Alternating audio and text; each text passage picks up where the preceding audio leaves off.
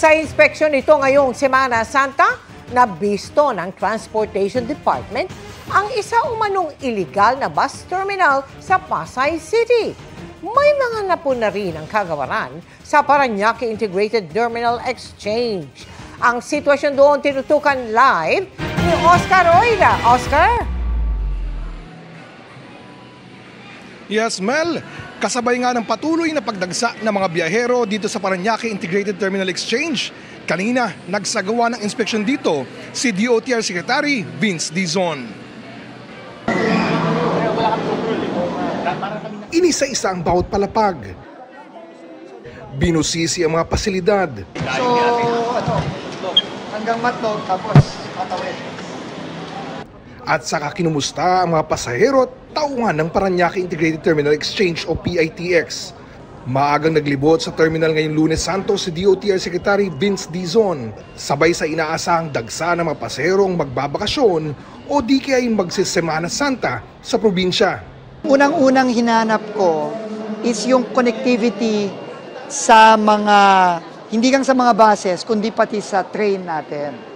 May mga ilan-ilan lamang siyang puna, tulad ng sa CR na bagamat malinis, dapat daw dagdagan pa. Napansin din niya ang kalagayan ng mga dispatcher na nasa may mainit na lugar.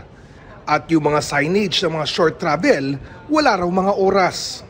Ang sinabi sa akin is yung mga operator daw ng mga maiigsing biyaheng bus, hindi on time.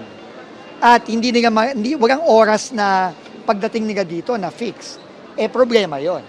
We don't think naman na perfect na yung ating terminal. Of course, open tayo sa suggestions. Siyempre, gusto natin palagi mag-improve para sa ganun, mas maganda pa yung serbisyo natin sa publiko.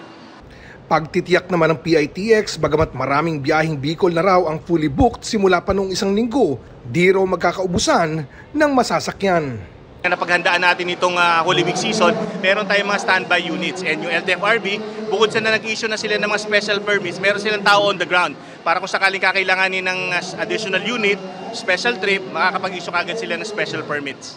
Bukod sa PITX, in-inspection din ang ilang bus terminal sa Pasay. Ang inabutan, mga paserong nagsisiksikan sa mga waiting shed na yari sa trapal. Nagulat ka ba, Secretary? Oo. Nakita nyo na kung gaano kaganda yung PITX, di ba? Di ba? Ba't may ganito? Di ba? Hindi dapat inaalaw tong ganito. Di ba? And illegal ito. This is not a legal terminal. So hindi ko alam how this can exist. Tanging law na lang din ang proteksyon sa nangangalit na araw. Yung iba sa kanila, 8 o'clock pa daw yung dapat darating. Anong oras na? 10:30 na yata. Wala pa rin, di ba? Tapos din naman yung kondisyon. Diyos ko naman. Nakita nyo ba yung CR? Dapat tignan nyo yung mga CR.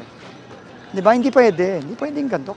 Ang mga palikuran, bukod sa madumi umano, maliit pa.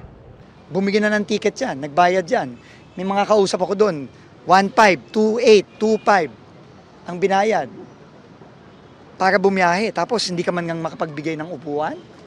Hindi ka man ngang makapagpadala dito ng electric pan man lang.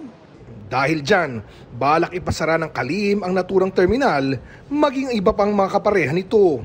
I'm calling on the owners. You better be ready to explain to us why you are running an illegal terminal here in Pasay.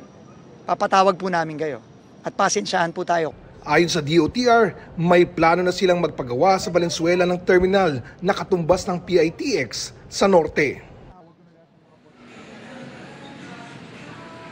Samantala, Mel, balik tayo dito sa PITX. Sa mga sandaling ito ay umabot na sa mahigit 134,000 ang bilang ng mga paserong naitala ngayong araw at asahan na mas dadami pa yan habang papalapit ang Holy Wednesday, lalo na sa Monday, Thursday. Mel? Maraming salamat sa iyo, Oscar Oida.